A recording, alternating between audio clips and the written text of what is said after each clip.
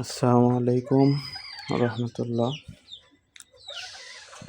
এই যে দেখেন, এই যে মাত্র বাসায় আসলাম আর দেখি আমার এই যে মুরগিটা ওই যে ময়রা পইরা আছে, জানি না কি কারণ। তো এই মুরগিটা আমার কাছে প্রায় 2 বছর প্লাস আমার কাছে আছে, 2 বছরের বেশি। মাশাল্লাহ ডিম দিতেছিল ভালো, জানি না কি কারণ, কি গরমের কারণে নাকি অন্য কোনো কারণে বলতে পারতাছি না। প্রায় 2 বছর এই মুরগিটা আমার কাছে।